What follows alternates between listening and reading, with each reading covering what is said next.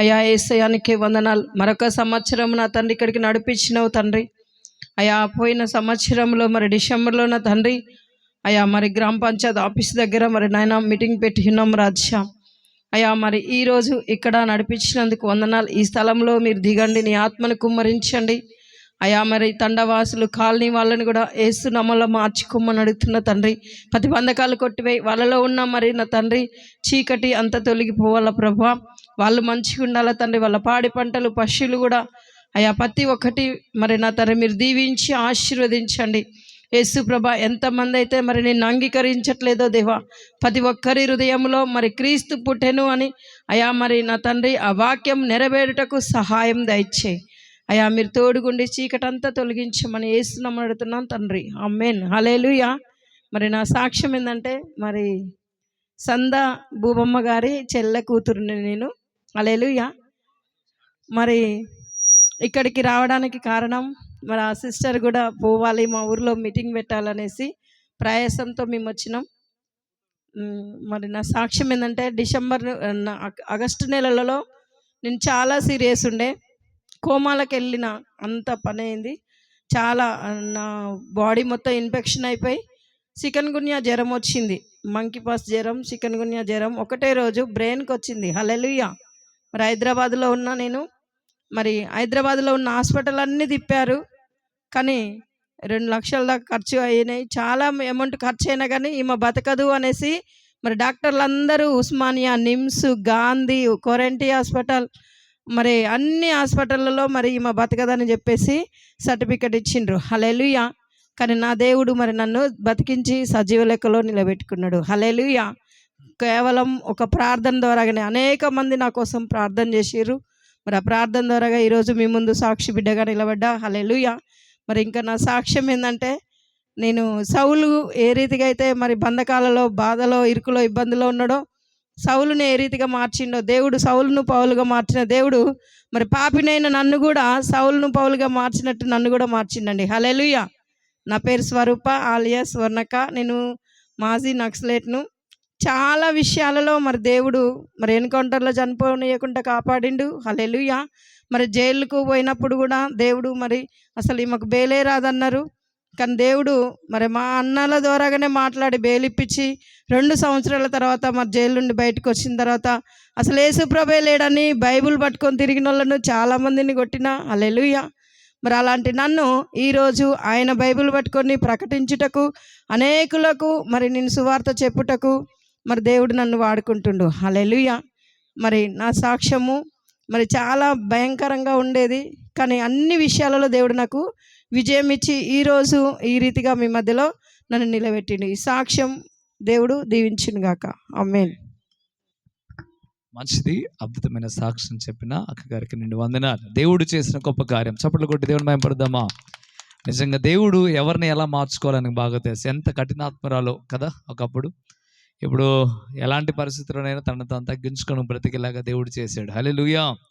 చాలా సంతోషం. మీ అందరికి కూడా ఈ సాక్ష్యం ఎందుకు చెప్పబడదయ్యా అంటే, అంత భయంకర పరిస్థితి నుండి స్వర్ణక్క మారినప్పుడు దేవుడు మన ప్రాంతాన్ని కూడా, మన ప్రజలను కూడా అద్భుతంగా దీవిస్తాడు అనే విషయాన్ని మీకు స్పష్టంగా చెప్తా ఉన్నాడు. మన ప్రాంతంలో దేవుడు గొప్ప కార్యాలు చేయాలని ఆశ కలిగి ఉన్నాడు గనక ఈ ప్రాంతంలో దేవుడు అద్భుతమైన కార్యాలు చేస్తాడు.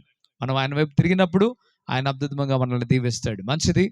ఈ సమయంలో మనమందరం కూడా ఒక చిన్న ప్రార్థన చేసుకొని వాక్య ధ్యానంలోకి వెళ్ళడానికి సిద్ధపడదాం. కళ్ళు మూసుకుందామా? అందరం కూడా చిన్న ప్రార్థన చేద్దాం. పరిశుద్ధుడా, వందనాలు యేసయ్యా. ఈరోజు ఈ సమయంలో ప్రభువా, శ్రీరామగిరి అయ్యా ప్రాంతానికి మమ్మల్ని అందరినీ నడిపించారు. ఈ ప్రాంత ప్రజలను కూడా ఇక్కడ కూర్చోబెట్టారు అయ్యా. ఈ ప్రాంతంలో మరొకసారి నైనా నీ సభలు జరిగించడానికి మీరు కృప చూపించారు. అందుని బట్టి వందనాలు ప్రభువా. ఈ ప్రాంతాన్ని మీరు దర్శించండి. ఇప్పుడు వాక్యము ద్వారా మీరు మాతో మాట్లాడండి. కొన్ని విషయాలు ప్రభా మేమునైనా సువార్త ప్రకటించి ఉన్నాం ఈ ప్రాంతం అంతా. అదే రీతిగా ప్రభా వాక్య ధ్యానంలోనికి వెళ్తుండగా వాక్యము ద్వారా తేటగా మీరు మాతో మాట్లాడుదురుగాక. అయా దైవ సేవకు నిలబెట్టుకుని అద్భుతమైన మాటలు మీరు మాట్లాడించండి అయా. మీకు వేలాది స్తోత్రం అయా. కొత్తగూడెం ప్రాంతం నుండి మీరు నడిపించారు, అందుని బట్టి వందనాలు అయా. దైవ సేవకు నిలబడుతుండగా నిలబడివాడు ఉట్టివాడే కానీ అయా మీ ఆత్మచేత నింపబడినప్పుడు అద్భుతమైన మాటలు, మీ పరిశుద్ధాత్మ దేవుని యొక్క మాటలు అయా ఈ ప్రాంత ప్రజలందరికీ వినిపించే దేవుడు అని మేము నమ్ముతున్నాం అయా. మీకు వందనాలు. ఈ ప్రాంతంలో అద్భుతమైన సువార్త ఈ దినమున ప్రకటించబడుతుండగా ఎవరైతే వింటున్నారో వారందరూ కూడా ప్రభు వారి హృదయాలను మీ వైపు తిప్పుకోవడానికి సహాయము దయచేయండి అయా. వినగలిగిన చెవిని, గ్రహించగలిగిన హృదయాన్ని ఈ ప్రాంత ప్రజలందరికీ మీరు దయచేయమని యేసయ్య నామంలో మిక్కిలి బతిమలాడి పెట్టుకుంటున్నాము తండ్రి. ఆమేన్, ఆమేన్. మంచిది. మన ప్రాంతానికి పోయిన సంవత్సరం నేను ఒక్కడిని వచ్చి మీ అందరికి సువార్త ప్రకటించాను, వాక్యం ప్రకటించాం. దేవుడు ఈ సంవత్సరం మరలా దైవ సేవకులు మరొకరిని దేవుడు మన ప్రాంతానికి తీసుకొని వచ్చాడు. హల్లెలూయా. కొత్తగూడెం ప్రాంతంలో బలమైన సేవ చేస్తూ తెలుగు రాష్ట్రాల్లో అనేకమైన ప్రాంతాల్లో బలంగా వాడబడుతూ దేవుని చేతిలో గొప్ప ఆయుధంగా ఉన్న అన్నగారు మన మధ్యలో ఉన్నారు. సుకేష్ అన్నగారు వచ్చి కొద్ది మాటలు మీతో పంచుకుంటుండగా మీరుగా చప్పట్లు కొడుతూ స్వాగతిద్దాం.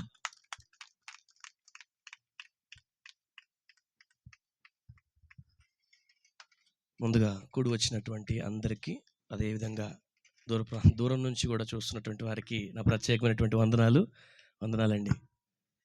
ఎందుకంటే దేవుడి దగ్గరికి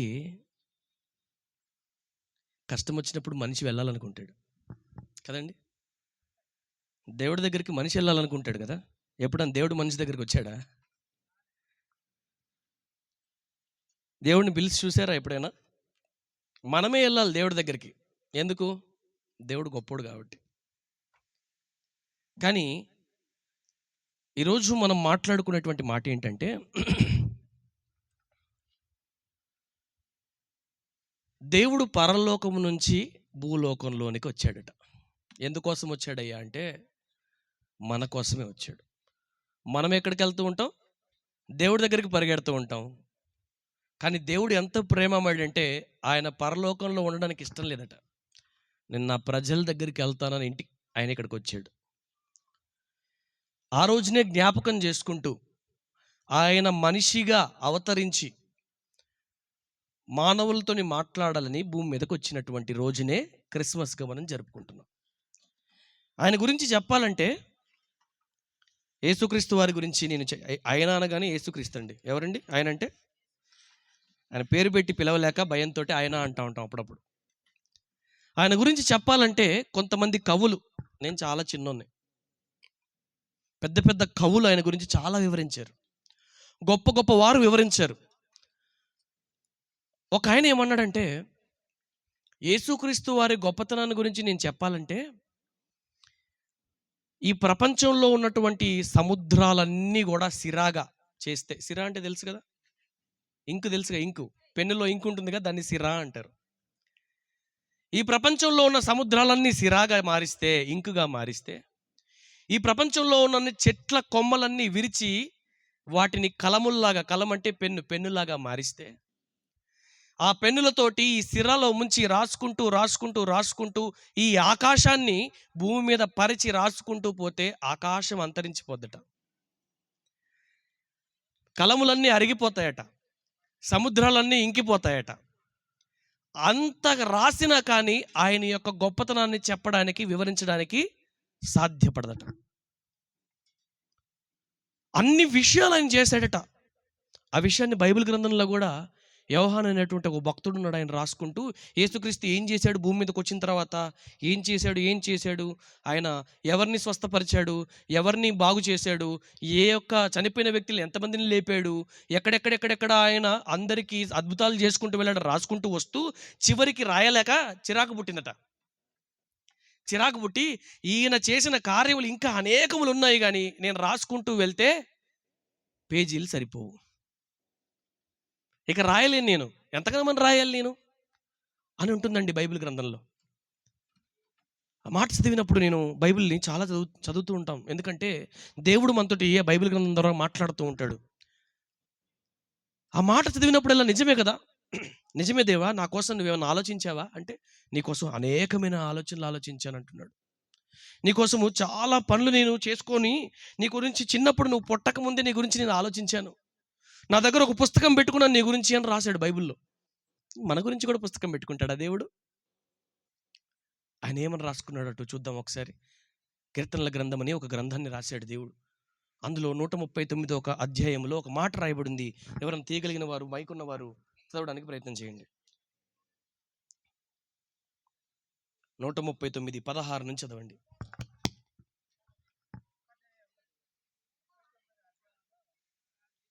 ఇది మాట్లాడాక దేవుడు మాట్లాడుతున్నాడంటే, మాట మాట్లాడిన తర్వాత మనం ఏదున్నాం, నేను మీ దగ్గర ఉంటాను, మీరు మాట్లాడదురు. 139, 16, 17, 18 చదవండి. నేను పిండమునై ఉన్నప్పుడు, నేను పిండంగా ఎప్పుడు ఉంటానండి? పిండం అంటే తెలుసు అందరికీ. పిండం ఎక్కడుంటుంది? పిండం ఎక్కడుంటుందండి? తల్లి గర్భంలో ఉంటుంది. నేను పిండముగా ఉండగా ఎలాగుంటాను? పిండం ఎలా ఉంటుందండి? పిండం ఎలాగుంటుందంటే నిన్ను నన్ను అడిగితే చెప్పలేం. మనం డాక్టర్ దగ్గరికి వెళ్ళాలి. ఆయన కూడా చెప్పలేడు. డాక్టర్ గారు ఏం చేస్తాడంటే ఒక మెషిన్ పెడతాడు కడుపు మీద. లోపల పిండం ఎదుగుతుందా తల్లిదండ్రులకు తెలుసు, అందుకే నవ్వుతున్నారు కదండి.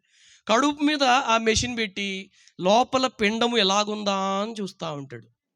చూస్తే అమ్మ నీ పిండానికి ఇది ఇంకా ముద్దలాగే ఉంది, ఎదగలేదు, ఇంకా బాగా తినమ్మా, బాగా పాలు తాగు, బాగా పిండి తిను, బాగా మంచి ఫ్రూట్స్ తిను అని డాక్టర్ చెప్తాడు. సరే డాక్టర్ గారు చెప్తాడు, ఫ్రూట్స్ తినమన్నాడు, పళ్ళు తినమన్నాడు, వచ్చి బాగా తింటున్నావు. కొన్ని రోజులకు మళ్ళీ వెళ్ళాం, అయ్యా పిండం ఎలాగుందో చూడబ్బా, లోపల నా బిడ్డ పిండం ఎలాగుందో చూడంటే మరలా మెషిన్ పెట్టి ఆ స్క్రీన్లో ఆ టీవీలో చూస్తూ ఉంటే, అమ్మా బాగా తింటున్నావా, మంచిది మంచిది, ఇదిగో ఇప్పుడే నీ బిడ్డకు కాళ్ళు బుల్లి బుల్లి కాళ్ళు, బుల్లి బుల్లి చేతులు వచ్చాయి, ఇప్పుడే నీ బిడ్డకు కళ్ళు వచ్చాయి, ఇదిగో నీ బిడ్డ ఇన్ని గ్రాములుంది, ఇన్ని కేజీలు ఎదిగింది అని చెప్తూ ఉంటాడు. డాక్టర్ దగ్గరికి వెళ్తే మనకు తెలియదు, ఆయనకు కూడా ఆయన ఎలా ఎదుగుతుందో అర్థం కాదు, ఆ మెషిన్ పెట్టినప్పుడే కనపడుతూ ఉంటుంది. కానీ దేవుడు అట చూడండి, దేవుడు ఏం చేస్తాడు? నేను పిండమునై ఉండగా నీ కన్నులు, దేవుడి కన్నులట నన్ను చూచెను. దేవుడి కన్నులు మనల్ని చూస్తున్నాయి, ప్రతి ఒక్కరినండి. మనమందరము తల్లి గర్భములో పిండముగా ఉండగా దేవుడి కన్నులు మనల్ని చూస్తూ ఉంటాయట. ఎందుకంటే మనము ఎదిగేది దేవుడు. ప్రతి ఒక్కరిని ఎలా ఎదుగుతున్నాడు నా బిడ్డ అని చూస్తూ ఉంటాడు, ఎలా ఎదుగుతున్నాడని చూసుకుంటూ. చదవండి. నియమింపబడిన దినములలో ఒక్కటైనను కాక మునుపే నా దినములన్నీ దేవుని గ్రంథములో రాసుకున్నాడు. ఏం రాసుకుంటున్నట? ఇంకా నేను పుట్టలేదు, తల్లి గర్భంలోనే ఉన్నాను, నేను బయటికి కూడా రాలేదు. కానీ దేవుడు అంటున్నాడు, నువ్వు తల్లి గర్భములో ఉండగానే నువ్వు ఎప్పుడు బయటికి రావాలి, ఆ గర్భంలో ఉన్నప్పుడు నీకు ఎప్పుడు చేతులు ఇవ్వాలి, ఎప్పుడు కళ్ళు ఇవ్వాలి, ఎప్పుడు కాళ్ళు ఇవ్వాలి, అన్నీ కూడా రాసుకుంటాడు. నియమింపబడిన దినములలో ఒక్కటి కూడా కాక మునిపే నీ దినములన్నీ కూడా నేను రాసుకుంటున్నాను అంటున్నాడు దేవుడు. దేవుడికి మనం అంటే అంత ప్రణాళిక. ఆయన మన కోసం ఎన్నో ఆలోచనలు కలిగి ఉన్నాడు. 48 ఒకసారి కీర్తనల గ్రంథం 40 అధ్యాయము 5వ వచనంలో ఈ మాట రాస్తుండే. ఎన్ని ఆలోచనలు అంటే, దేవా నా గురించి నువ్వు ఎన్ని ఆలోచనలు పెట్టుకున్నావు, నేను పిండంగా ఉన్నప్పటి నుంచి చూస్తున్నావా? చూస్తున్నా అంటున్నాడు. ఇంకా ఎన్ని ఆలోచనలు పెట్టుకున్నావంటే, అక్కడ ఒక మాట చూడండి, నా గురించి, మన గురించి, నీ గురించి, తల్లి నీ గురించి ఎన్ని మాటలు దేవుడు, ఎన్ని ఆలోచనలు పెట్టుకున్నాడంటే,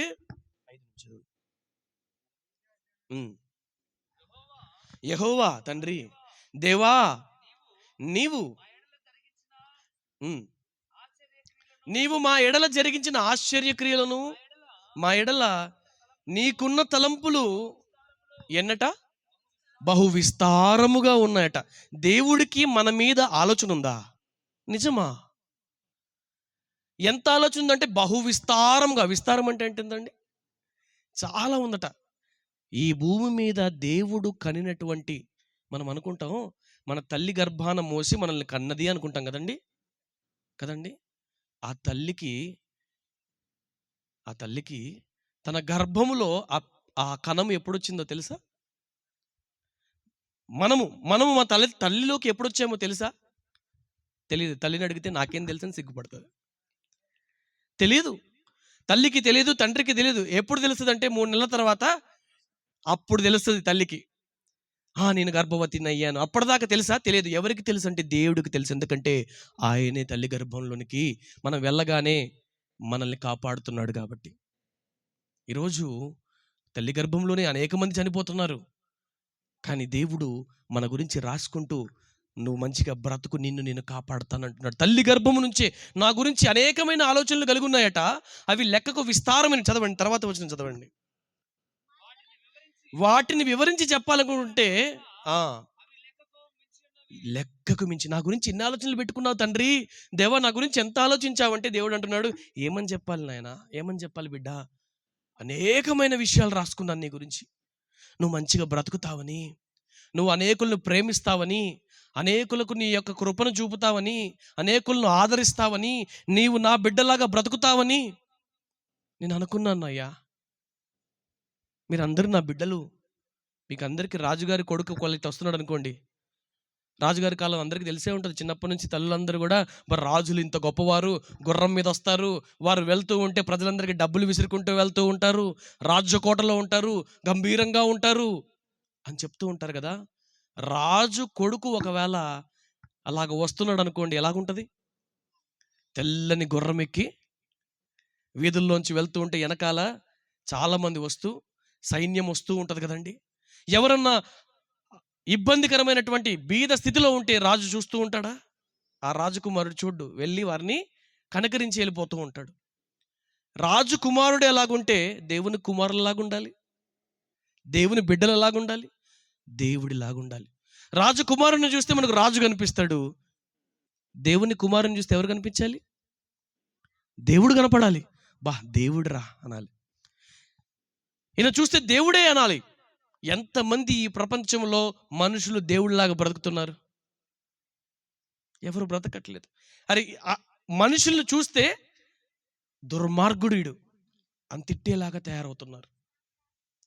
ఎప్పుడు చూసినా ఎవరినో ఒకరిని తిడతారు, ఎవరినో ఒకరిని కొడతారు. ఎవరితో మన ముందు ఎవరైనా సడన్గా అడ్డొచ్చారనుకోండి, వెంటనే తిట్టేస్తూ ఉంటాం. కానీ దేవుడు అట చాలా ప్రేమమయుడు, మనల్ని ప్రేమించడానికి వచ్చాడు. ఈరోజు యేసుక్రీస్తు భూమి మీదకి ఎందుకు వచ్చాడు అనే విషయం మనకు తెలియాలి. ప్రపంచమంతా క్రిస్మస్ జరుపుకుంటుందండి. కేవలం మన ఈ గ్రామం మాత్రం కాదు, ఈ శ్రీరామగిరి మాత్రమే కాదు, మహబూబాబాద్ జిల్లా మాత్రమే కాదు, మన తెలంగాణ రాష్ట్రమే కాదు, భారతదేశమే కాదు, ప్రపంచమంతటా యేసుక్రీస్తు ఈ భూమి మీద పుట్టాడని పండుగ చేసుకుంటుంది. ఎందుకు పండుగ చేసుకుంటున్నావయ్యా అని అడిగితే, ఏమో పండుగ చేసుకుంటున్నాను. పండగ అయితే చేసుకుంటున్నాము, ఎందుకు అంటే తెలియదు. ఎందుకు? పప్పలు చేసుకున్నావా? పండగప్పుడు పప్పలు చేసుకుంటారండి? ఏ పండగ వచ్చినా పప్పలు చేసుకుంటాం. బట్టలు కొంటామా? ఏ పండగ వచ్చినా బట్టలు కొంటాం. కానీ ఎందుకు పండగ చేస్తున్నామంటే చెప్పలేకపోతే ఎలాగా? ఈరోజు ఆ విషయం మీకు అర్థం కావాలని మాట్లాడుతున్నాను. యేసుక్రీస్తు వారు ఈ భూమి మీద పుట్టాడు, అందుకు మనం పండగ చేసుకుంటున్నాం. మిమ్మల్ని అడుగుతాను, మీ పిల్లవాడికి పుట్టినరోజు అనుకోండి, బట్టలు ఎవరికి కొంటారు? బర్త్డే అబ్బాయికి కొంటారా, లేకపోతే మీరు కొనుక్కుంటారా? బర్త్డే అబ్బాయికి కొంటారు.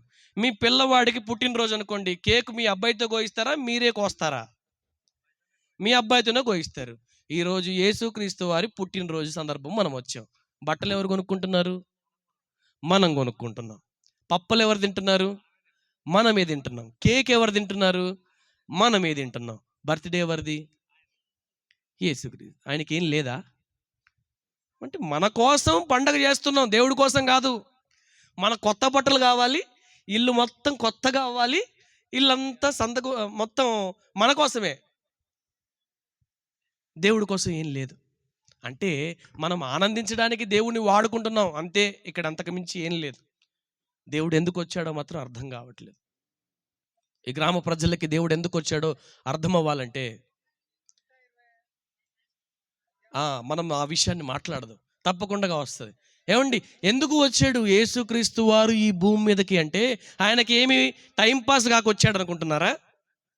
ఈ భూమి మీద ప్రజలు ఎలాగయ్యారో ఒక మాట చూద్దాం. ప్రసంగి అనేటువంటి ఒక జ్ఞానవంతుడు ఒక మాట రాశాడు. 8వ అధ్యాయం 11వ వచనంలో ఒక మాట రాశాడండి. సొలొమోను, ప్రపంచంలో ఈ పేరు తెలియని వాడు ఉండడు, ఎందుకంటే ఆయన ప్రపంచానికి జ్ఞానము నేర్పించినటువంటి ఒక వ్యక్తి. ఆ సొలొమోను, ప్రసంగి గ్రంథం 8:11 వచనం. అదిగో ఆయన అడిగింది చెప్దాం. ఏమండి, దుష్క్రియ అంటే ఏంటండి? దుష్క్రియ అంటే ఏంటి? చెడ్డ క్రియ, పిచ్చి క్రియ, మంచిది కానిది, తప్పైనది. ఆ దుష్క్రియకు తగిన శిక్ష శీఘ్రముగా అంటే వెంటనే కలగకపోవుట చూచి మనుషులు భయము విడిచి హృదయపూర్వకముగా తప్పు చేస్తున్నారు. తప్పు చేసిన వెంటనే శిక్ష కలిగితే ఏమవుతుంది? భయం ఉంటుంది. పిల్లవాడు నాన్నగారి చొక్కా జేబులోంచి రూపాయి తీశాడండి. నాన్నగారు చూశాడు, అబ్బా మా మంచి కొడుకే, బాగా దొంగతనం చేశావు అంటాడా? అంటాడండి? చెంప మీదకెళ్ళి పళ్ళు రాలేలా కొడతాడు. ఎందుకు కొడతాడు? దొంగతనం చేసిన వెంటనే చెంప మీదకెళ్ళి గట్టిగా కొట్టాడు అనుకోండి, ఇంకోసారి దొంగతనం చేస్తాడా? చెయ్యడు. ఈరోజు దేవుడు ప్రేమను మనము ఎలా చూస్తున్నామంటే, దేవుడు మనల్ని ఏమంటలేదు కాబట్టి, మనం తప్పు చేసినా వెంటనే శిక్ష రావట్లేదు కాబట్టి, మనం పాపం చేసినా వెంటనే మర్డర్ చేయగానే తప్పించుకొని పారిపోతున్నాం, దొంగతనం చేసి తప్పించుకొని పారిపోతున్నాం, పాపం చేసి తప్పించుకొని పారిపోతున్నాం, బూతులు తిట్టి తప్పించుకొని పారిపోతున్నాం, వెంటనే మనకు శిక్ష కలగట్లేదు కదా. అందుకని ఏం చేస్తున్నామంటే, నన్నెవడు పట్టుకునేది, దొంగ అనుకుంటాడు, 2 దొంగతనాలు చేయగా నేను గది దొంగని అంటాడు. 3వ దొంగతనానికి చాలా కాన్ఫిడెంట్గా వెళ్తాడు. ఎందుకంటే వెంటనే శిక్ష కలగట్లేదు కదా. కలగకపోయేసరికి మనుషులు ఏం చేశారంటే, భయం పోయింది వీళ్ళకి. తప్పు చేయాలంటే భయం లేదు, వెంటనే తప్పు చేస్తాడు. ఎంత పెద్ద మాటని అనేస్తాడు, తల్లిదండ్రులైనా తిట్టేస్తాడు. తల్లిదండ్రులను కాలుతో తన్ని బయటికి తన్నేసిన రోజుల్ని చూశాను. మనుషులు ఈ కాలంలో ఉన్నారు. తల్లిదండ్రుల్ని ఎండలో వదిలేసిన వాళ్ళని చూసాము, ఆరు బయట చలికి వదిలివేసిన వాళ్ళని చూసాము. ఎందుకు అలా తయారవుతున్నారు? ఎందుకంటే వెంటనే వారికి శిక్షించేవారు లేరు, ఇది తప్పు అని చెప్పేవారు లేరు. తప్పు తప్పు ఇది తప్పు అని చెప్పేవారు లేక మనుషులు దుష్క్రియ చేయడానికి ఇష్టపూర్వకంగా నన్నెవడు ఆపేదని వెళ్ళిపోతున్నారు. ఇదేనా మనం నేర్చుకున్నటువంటి మానవత్వం? దేవుడి కుమారులుగా ఉన్నటువంటి మనము ఇలాగనేనా ఉండేది? సాటి మనిషి మీద ప్రేమ చూపించినటువంటి మనము, మానవత్వమే లేనటువంటి మనము దేవుడి కుమారులుగా పిలువబడ్డానికి ఎలాగ ముందుకు వస్తాం? ఎలాగ మనము యోగ్యులం అవుతాం? దేవుడు అంటున్నాడు, మీరు నా పిల్లలు నాలాగా ఉండాలి. ఆయన బాధపడుతున్నాడు. నేను పిల్లల్ని పెంచి పెద్దవారిని చేస్తే వారు నా మాట వినకుండా తిరిగిపోయారండి. మీకు ఒక విషయం చెప్తాను. దేవుడు అంటున్నాడు, ఎద్దు తన కామాందుని ఎరుగుతుందట. తెలుసా మీకు? ఎద్దుకు తన యజమాని తెలుసా? మన యజమానులు ఎద్దుల్ని పెంచుకున్న వారికి బాగా తెలుస్తుందండి. ప్రేమతో పెంచుకుంటారు ఎద్దుల్ని, ఆవుల్ని, వాటికి పేర్లు కూడా పెడతారు. మీ పశువులకు మీరు పేర్లు పెట్టారు ఎప్పుడైనా? దేవుడు అంటున్నాడు, తమ పెంపుడు జంతువులకి ప్రేమ చూపించిన వాడు చాలా గొప్పోడండి. జాలి కలిగి ఉండాలట పెంపుడు జంతువుల పట్ల. పెంపుడు జంతువుల్ని పెంచుకునేటప్పుడు వాళ్ళు ఏం పెడతారంటే పేర్లు పెడతారు. నాకు ఒక వ్యక్తి తెలుసు, ఆయన దగ్గర ఇంత పెద్ద గిత్త ఉండేది. ఆ గిత్తకి లక్కీ అని పేరు పెట్టాడు. అది ఎక్కడున్నా కానీ లక్కీ అనగానే ఇట్లా వెనక్కి తిరిగి చూసి పరిగెత్తుకుంటూ వస్తుంది. ఎందుకంటే తన యజమాని గురించి ఆ గిత్తకి తెలుసు. తన యజమాని ఎవరో తెలుసు తనకి. మీరెవరు గాడిదలు పెంచుంటారు కానీ గొర్రెలు పెంచుంటారుగా. గొర్రెలు, ఆ ఎద్దులు ఎక్కడ మేపడానికి వదిలిపెట్టినా తిరిగి తిరిగి తిరిగి తినేసి మళ్ళీ ఎక్కడికి వస్తాయి? సాయంత్రానికి ఇంటికి వచ్చేస్తాయి. దాని ఇల్లేదో దానికి తెలుసు, దాని యజమాని ఎవరో దానికి తెలుసు. కానీ ఈ మనుషులకి దాన్ని తురించినటువంటి దేవుడు మాత్రం కాని రావట్లేదు. దేవుడు అంటున్నాడు, మనుషులకి నేనెవరో అర్థం కావట్లేదు, వారి యజమానుల దగ్గరికి ఆ పశువులైతే వస్తున్నాయి కానీ జ్ఞానము కలిగినటువంటి మనుషులు మాత్రం నన్ను ఎరగట్లేదు అంటున్నాడు. నన్ను మర్చిపోయి నేనున్నానని, తప్పు చేస్తే శిక్షిస్తానని మర్చిపోయి వారు భయం విడిచి తప్పు చేస్తున్నారు. అందుకే అది తెలియజేయడానికి నేనే భూమి మీదకి వస్తాను. తప్పు చేస్తే నరకం ఉంటుందని చెప్పడానికి వస్తాను. ఆ తప్పులో నుంచి వారిని రక్షించడానికి వస్తాను. ఆ తప్పులో ఉన్నటువంటి వారందరినీ నేను మంచిగా కాపాడడానికి, నన్ను నేను బలి ఇవ్వడానికైనా సిద్ధమని చెప్పడానికి భూమి మీదకి వచ్చాడు. యేసుక్రీస్తు వారు ఈ భూమి మీద ఉండి మేడల మిద్దలు కట్టడానికి వచ్చాడా? యేసుక్రీస్తు వారు సంపాదించుకోవడానికి వచ్చాడా? యేసుక్రీస్తు వారు ఏమన్నా కుటుంబాలుగా ఎదగడానికి వచ్చాడా? ఎందుకు వచ్చాడండి? మరి ఏంటి కారణం? ఏంటిది? ఆయన సంపాదించుకోలేదు, కుటుంబం లేదు, ఆయన బిల్డింగ్ లేదు, ఆయన ఏమీ సంపాదించుకోకుండా ఎందుకు వచ్చాడంటే మన కోసం వచ్చాడండి. మన కోసమే వచ్చాడు. యేసుక్రీస్తు ఎందుకు వచ్చాడు? మన కోసమే వచ్చాడు. వచ్చి ఆయన అంటున్నాడు, ఇదిగో మీరందరూ నేను ఇంత మంచిగా ఉండమని చెప్తే ఎవ్వరూ మంచిగా ఉండట్లేదు. పాపం చేస్తున్నారు, తప్పు చేస్తున్నారు, మోసం చేస్తున్నారు, దగా చేస్తున్నారు, కుట్ర చేస్తున్నారు, కుళ్ళు చేస్తున్నారు. మీరు ఇంతగా చేస్తే మీ ఇంట్లో శోధన రాకుండా ఎలాగుంటుంది? పక్కడి వాడిని ఉసురు తగలదా? వాడిని మనం మోసం చేస్తే వాడి పాపం మన మీదకి రాదా? మరి ఆ పాపం నుంచి ఎలాగ మనం తప్పించుకోవాలి? చాలామంది అంటారు, నేనండి మరి పాపం పోగొట్టుకోవడానికి నేను రెండు మంచి పెట్టెల్ని ఇచ్చానండి. ఎక్కడ? దేవుడి దగ్గరికి వెళ్ళానండి, పెట్టని దేవుడికి ఇచ్చేసానండి. ఏం చేశారు పెట్టని? దేవుడి పెట్టని మంచిగా కూర వండుకున్నామండి. ఎవరు తిన్నారు? మేమే తిన్నామండి అంటారు. ఎవరు తింటారండి పెట్టని? ఎవరు తింటారు? దేవుడికి అని చెప్పి దేవుడికి ఇచ్చి ఎవరు తింటారు? మనమే తింటాం మళ్ళా దాన్ని. అంటే ఆ పాపం ఎవరి కడుపులోకి వెళ్ళింది? మళ్ళీ మన కడుపులోకేనా? మన పాపం పోయిందా? దేవుడు అంటున్నాడు, ఈ లోక జీవులు మన పాపాన్ని ఎలా తీస్తాయి? మనం చేసిన పాపానికి మనమే పోవాలి, మనమే బలిగా అవ్వాలి. కానీ మనల్ని కాపాడడానికి దేవుడు మీ పాపాన్ని నా మీద వేసుకొని మీ కొరకు నేను బలి అవుతాను, అందుకే ఈ భూమి మీదకి నేను వస్తాను అన్నాడు. అందుకే వచ్చాడండి ఆయన, మన కోసం బలి అవ్వడానికి వచ్చాడు, మిద్దెల మేడలు కట్టడానికి కాదు. అయిందే ఇదంతా. ఆయన అన్నాడట, ఇదిగో ఈ భూమిని అంతా నేనే సృజించాను, నాకేమిస్తారు మీరు అంటున్నాడు. ఒక ఆయన అనుకున్నాడట, చాలా ఆనందంగా ఉంటుంది ఈ మాట నేను విన్నప్పుడల్లా. ఒక ఆయన అనుకున్నాడు, తండ్రి దేవా నువ్వెంత గొప్పవాడవు, తండ్రి నువ్వెంత గొప్పవాడు, నీకోసం నేను ఒక్క మందిరాన్ని కడతానయ్యా అన్నాడట. నీకోసం ఉండడానికి మా ఇంట్లో ఒక గదిని కడతానయ్యా అన్నాడట.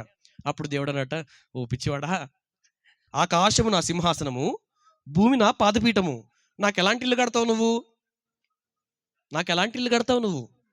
ఆకాశము నా సింహాసనం, నేను ఆకాశం మీద కూర్చొని కాలు పెట్టుకోవడానికి భూమి మీద కాలు పెట్టుకుంటా.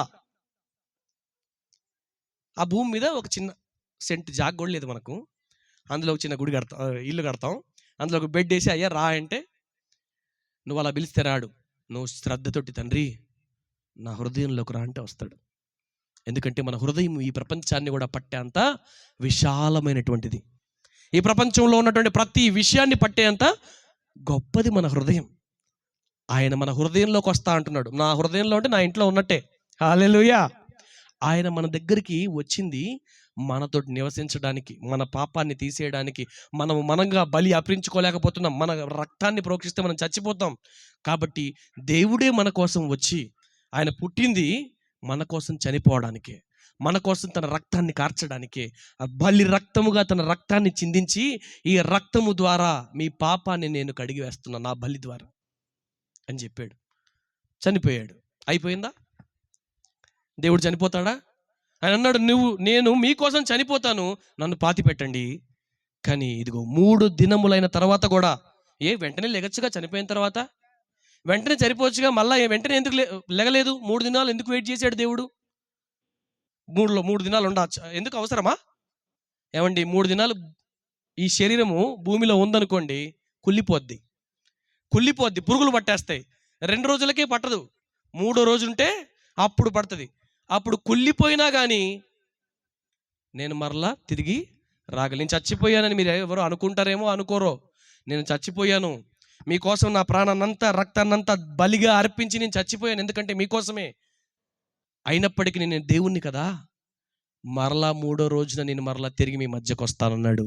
తిరిగి లేచిన గొప్ప రక్షకుడు. ఆయన ఒకటే మాట అంటున్నాడు, నేను ఈ భూమి మీదకి వచ్చింది చనిపోతాను మీకోసము, మరలా తిరిగి లేచి ఎవరైతే నన్ను విశ్వసిస్తారో, నేను మీ పాపములను హరించగలనని మీరు విశ్వసిస్తారు, మీకు నేను అండగా ఉంటానని రక్షకుడని మీరు విశ్వసిస్తారు, వారి కోసము నా బలి రక్తము అర్పించబడింది. ఎవరైతే నా కొరకు అలాగ విశ్వసించిన వారు ఉంటారో, వారు చనిపోయినా కానీ వారిని మరలా నేను లేపి తీసుకుని వెళ్ళి నా పరలోకంలో వారసులుగా చేస్తానని తెలియజేశాడు. యేసుక్రీస్తు వారు వచ్చింది ఈ మాటలు చెప్పడానికే. ఈ మాటలు తెలియదు అందరికీ. యేసుక్రీస్తు వారు వచ్చారు అని ఆనందంగా పుట్టేను యేసయ్య పుట్టేను అని పాడుకుంటూ వెళ్తూ ఉంటాం. ఎందుకు పుట్టాడు? మనుషులందరూ పుడుతూనే ఉన్నారు, యేసు కూడా పుట్టాడు. అయితే ఏంటి?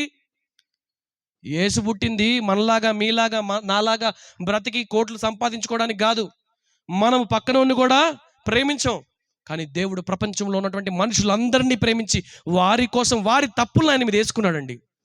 నిజం చెప్పాలంటే నాకు ఎంత వింతగా అనిపిస్తుందంటే, దేవుణ్ణి మనుషులు ఆయన దేవుడని తెలియక ఆయన్ని కొడుతూ ఉంటే దేవుడు చిటికేస్తే వాళ్ళు చచ్చిపోతారు. ఆయన అప్పటికే ఎన్నో అద్భుత కార్యాలు చేశాడు. ఆయన నీళ్ళ మీద నడుచుకుంటూ వెళ్ళి తుఫాన్ వస్తూ ఉంటే గాలి నిమ్మలించు అనగానే ఈ ప్రకృతి దేవుడికి లోబడి నిమ్మలించిపోయింది. చనిపోయినటువంటి వారి 4 రోజులైన ఒక వ్యక్తిని సమాధిలో పెడితే ఆయన పేరు పెట్టి పిలిచి లాజరు బయటికి రా అంటే ఈయన మాట విన్నటువంటి శవం చెంగును లేచి పరిగెత్తుకుంటూ బయటకు వచ్చేసింది.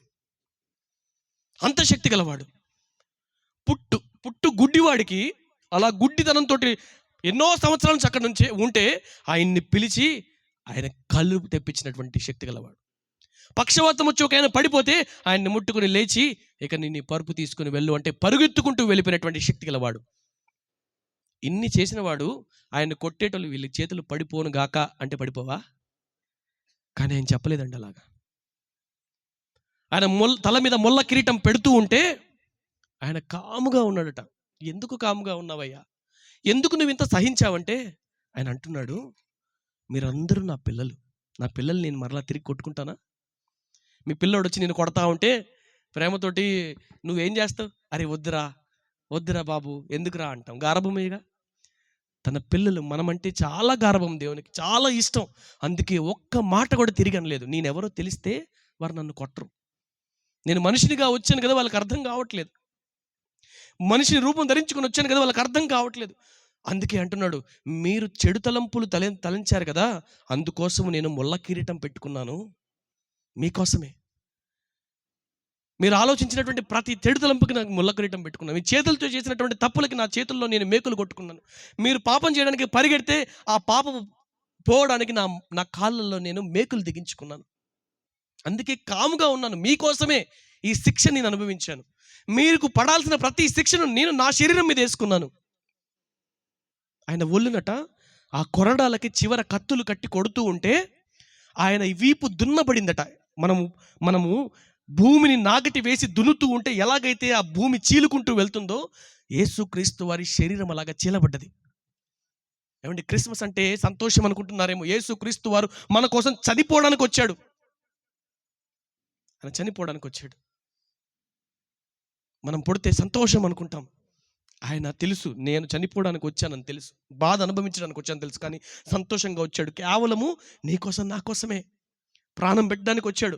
మనం ఎవరి కోసం ప్రాణం పెడతామంటే ఎవడి ప్రాణమైనా అది ఇస్తాను నేను నా కోసం అంటాం. మనం ఎవడి ప్రాణం పైన పర్లేదు నేనే బ్రతికుండాలంటాం. కానీ దేవుడు మనల్ని ప్రేమించి అందుకే భూమి మీదకి వచ్చాడండి. అదే మనకు రక్షణ. అందుకే సంతోషం. ఎందుకు సంతోషం అంటే యేసుక్రీస్తు వారు ఒక వైపు చనిపోవడానికి వచ్చాడని తెలిసి బాధ కలుగుతూ ఉంటే, ఇంకొక వైపు నా కోసమే చనిపోయి నేను చనిపోకుండా నా పాపమును బట్టి నేను నరకానికి వెళ్ళకుండా ఆయన బలి అర్పించబడ్డాడని సంతోషం. దేవా నీకు వందనాలు తండ్రి, ఏమిచ్చి రుణం తీర్చుకోగలను?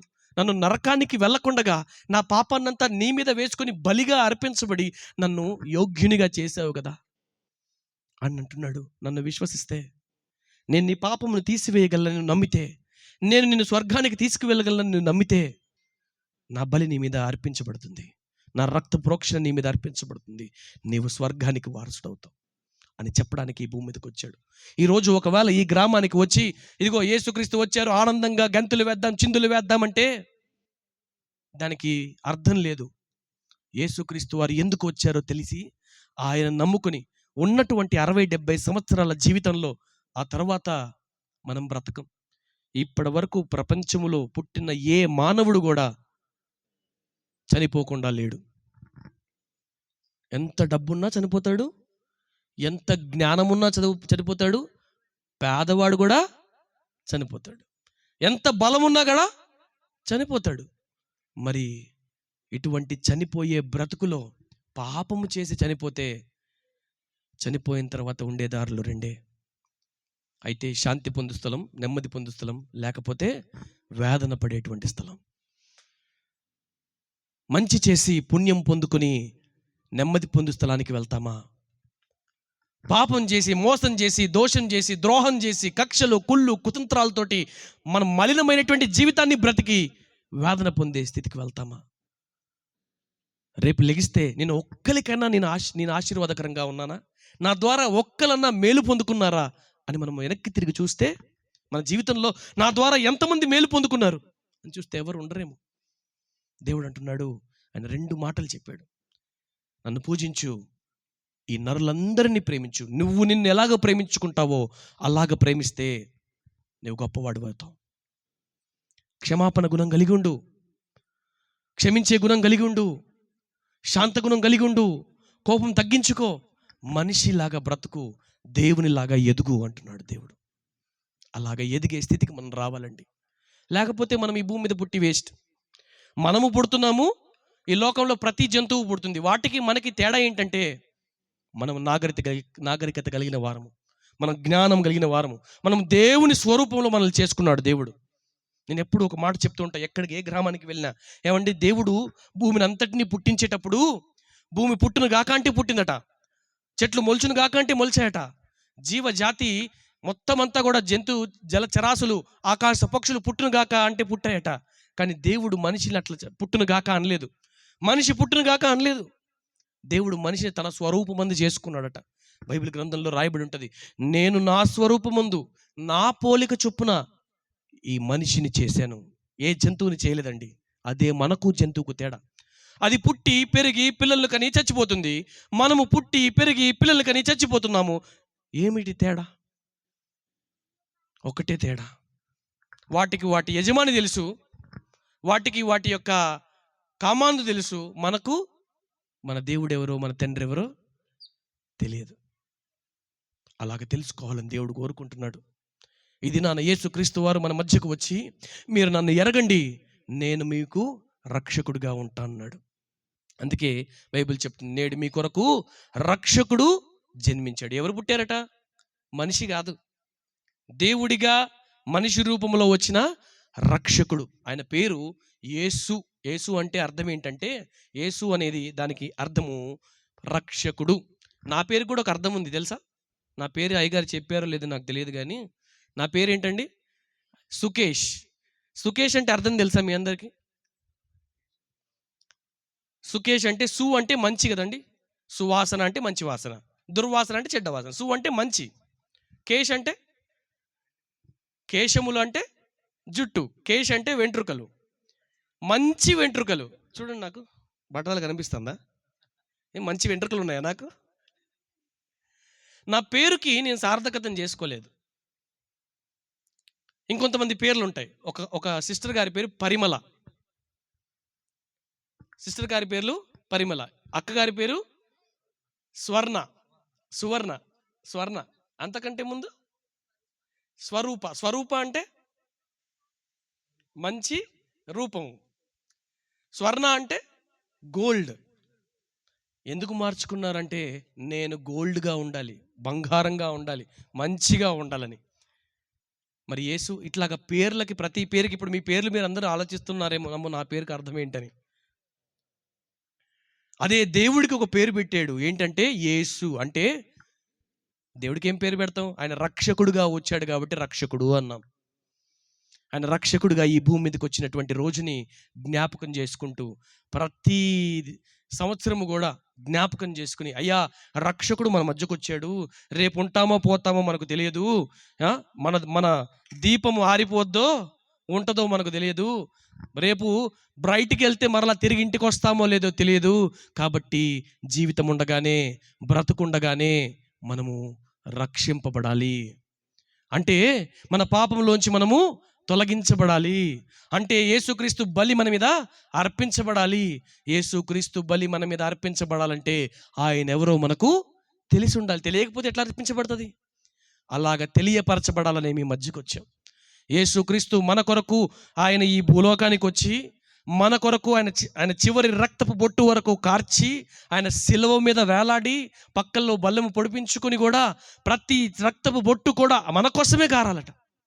కార్చి చనిపోయి సమాధి చేయబడి 3వ దినమున లేచిన గొప్ప రక్షకుడు అని ఈ లోకానికి తెలియజేయాలి. అలాగ తెలుసుకున్న మనము ఆయన్ని వెంబడిస్తే పరలోకానికి వెళ్తాం. అంతకు మించి మనకేం లేదండి. ఇంటికి వెళ్ళి ప్రశాంతంగా బెడ్ మీద పడుకోగానే బాగా పనిచేసి వచ్చి స్వర్గంలా ఉందంటాం కదా, అది కాదు స్వర్గం. అది కొద్దిసేపు మాత్రమే ఉంటుంది. కానీ పరలోకములో ఉంటుంది మనకు కావలసినటువంటి స్వర్గం. పాటలు మనము అక్కడున్నటువంటి స్వర్గాన్ని అనుభవించాలంటే, ఇదిగో ఈ జీవితంలో కొద్దిపాటి దేవునిని మనం నమ్ముకొని, కష్టమైన నష్టమైన మోసం చేయకుండా బ్రతకాలి. ఇబ్బంది అయినా ఇరుకైనా స్వార్జితమును మనము స్వార్జితముతోటి ఆనందించాలి. కానీ ఈ లోకంలో మనుషులు అలాగ లేరు. ఎవరిని మృంగుదమా, ఎవరిని మోసం చేద్దామా, ఎవరిని కొడదామా, తిడదామా అనేటువంటి ఉన్నారు. ప్రజలారా, ఇదిగో ఈ యొక్క శ్రీరామ్ గిరి యొక్క ప్రజలకు తెలియజేసేది ఒక్కటే, దేవునిలాగా మారదాం. మనుషుల్లో మనము మానవత్వాన్ని పెంచుకుందాం, దైవత్వాన్ని నింపుకుందాం, దేవుని మాటలతో ఎదుగుదాం. మంచి చేయమని చెబితే కూడా బాధపడితే ఏం చేస్తాం? ఇక మంచిగా బ్రతకాలి, లేకపోతే మనకు మానవులుగా ఏ హక్కు ఉండదు. ఏమండి, ఈ మాటలు మీ హృదయంలో ఫలించాలని దేవుడు ఆయన పరలోకం నుంచి వీడి మన దగ్గరికి వచ్చాడు. ఈ మాటలు మనతో పంచుకోవాలి. మన కోసమే చనిపోయాడు, మన కోసమే పుట్టాడు, మన కోసమే మరలా వస్తా అన్నాడు. ఆయన వచ్చే సమయానికి మనం ఉన్నామనుకోండి, మంచిగా ఉంటే తీసుకెళ్ళిపోతాడు. ఒకవేళ ఆయన వచ్చే సమయం కంటే మనం ముందే చనిపోయామనుకోండి, మరలా మనల్ని లేపి ఆయన దగ్గరికి తీసుకెళ్తాడు. అంత గొప్ప దేవుడు ఇచ్చిన మాట తప్పుడు. నా జీవితంలో అనేకమైన అద్భుత కార్యములు చేసి, ఒక రౌడీగా, గూండాగా నేను తిరుగుతూ హైదరాబాద్లో బాయిగా పేరు పొందినటువంటి, డ్రగ్స్ అమ్ముతూ, కిడ్నాపులు చేస్తూ, సుపారీ తీసుకొని అనేకులను కొట్టే పరిస్థితుల్లో నుంచి దేవుడు నన్ను మంచి మనిషిగా మార్చాడు. ఆ దినాల్లో నా కుటుంబంలో శాంతి లేదు. ఆ దినాల్లో గొడవలు, ఇంట్లో కొట్లాటలు, ఇబ్బందులు. బయట రౌడీగా తిరిగి వచ్చేవాడిని, ఇంటికి వస్తే గొడవలతోటి శాంతి లేకుండా ఇంట్లో అందరినీ తిట్టి పడుకునేవాడిని. ఏం శాంతి? శాంతి సమాధానాలు లేనటువంటి జీవితం. ఒకవేళ నేను అదే జీవితంలో ఉంటే ఈరోజు నన్ను ఎవడో ఒకళ్ళు లేపేసేవాడు, లేదా నన్ను తీసుకెళ్లి జైల్లో పడేసేవారు. శాంతికరమైనటువంటి జీవితంలో ఉండేవాడిని కాదు. కానీ ఎప్పుడైతే దేవుణ్ణి నమ్మానో, దేవుణ్ణి తెలుసుకున్నానో, దేవుడు నాకు శాంతినిచ్చాడు, మంచి భార్యనిచ్చాడు, మంచి కుటుంబాన్ని ఇచ్చాడు, శాంతి సమాధానాలతో నెలకొల్పుతున్నాడు. నాకు ఇల్లు ఇచ్చాడు, మంచి ఆరోగ్యాన్ని ఇచ్చాడు, కడుపు నిండా భోజనం పెడుతున్నాడు. దేవునికి అనేక దేవునికి తెలియజేయడం తీసుకుని వెళ్తున్నాడు. తెలుగు రాష్ట్రాలు తిప్పుతున్నాడు, నేను తిరగని ప్రాంతాలకు తీసుకుని వెళ్తున్నాడు. అద్భుతంగా నా జీవితంలో అద్భుత కార్యాలు చేస్తున్నాడు. అవునండి, ఈరోజు ఒక్క బూతు కూడా మాట్లాడకుండా మీ ముందు మాట్లాడుతున్నానంటే అది దేవుడిచ్చినటువంటి కృపే. లేదంటే నా నోట్లో నుంచి ధారాళంగా ఇట్లా మధ్యలో ఎవరన్నా డిస్టర్బ్ చేశారనుకోండి, కొట్టి తర్వాత మాట్లాడేవాడిని. అలాగుండేది నా పరిస్థితి. కానీ ఈరోజు శాంతముతోటి ప్రశాంతంగా ఉండి మాట్లాడగలుగుతున్నానంటే దేవుడిచ్చినటువంటి శాంతి. ఆయన శాంతిని మనం అందరికీ పంచాలి. నేను మిమ్మల్ని కొడితే మీరు నన్ను కొట్టరా? కొడతారు. నేను అరే అంటే మీరు నన్ను అరే అనరా అంటారు. అదే ఏమండి పెద్దవారు అంటే ఏనా అంటారు. మనం శాంతిని పెంచాలి. ఇలాగ దేవుడి శాంతిని మనం పొందుకొని మనము సౌమ్యులమై బ్రతకాలని దేవుడు కోరుకుంటున్నాడు. అండ్ రక్షణలోకి వెళ్ళాలి. రక్షణ లేకుండా మనం చనిపోతే ఇక మనము ఉన్నటువంటి శాంతికరమైనటువంటి స్థలానికి కాదు, కానీ వేతన పడేటువంటి నరకానికి వెళ్ళే అవకాశం ఉంటుంది. కాబట్టి ప్రజలారా, ప్రియులారా, ఇదిగో అందరము చాలామంది 30-40 సంవత్సరాలు దాటిన వారమే ఉన్నాం. ఇంకా బ్రతికితే 20-30 సంవత్సరాలు బ్రతుకుతామేమో మహా అయితే. ఆ బ్రతుకు కూడా ప్రయాసమే, ఆయాసమే. కాబట్టి దీపం ఉండగానే ఇల్లు ఎలాగైతే చక్కబెట్టుకోవాలో, కరెంట్ ఉన్నప్పుడే ఇంట్లో ఉన్న వస్తువులను ఎలాగ సర్ది పెట్టుకోవాలో, మనలో జీవం ఉండగానే మనము మన యొక్క పాపముల నుంచి దూరంగా వెళ్ళిపోవాలి. మనము మంచిగా, మనము పుణ్యులముగా, మనము పరిశుద్ధులముగా ఉండడానికి మనం ప్రయత్నం చేయాలి. అప్పుడే మనకు, మన కుటుంబానికి ఆశీర్వాదము. మనము పరలోకానికి వెళ్ళడానికి అదే మార్గము. దేవుడు అటువంటి కృప మీకు, మాకు అందరికీ దయచేసి మరలా మనం అందరము కలుసుకునే లేకపోయినా, ఇక్కడ కలిలా కలుసుకోలేకపోయినా, ఒకవేళ 100 సంవత్సరాల తర్వాత ఒకళ్ళు పరలోకంలోనే కలుసుకుందాం. అంతవరకు మీ అందరికీ సెలవు. చిన్న ప్రార్థన చేసుకుందాం. ఆ ప్రార్థన చేసుకున్న తర్వాత మనం మాట్లాడదాం. మహిమగల దేవా, పరిశుద్ధుడా, నీకు స్తోత్రము నాయనా.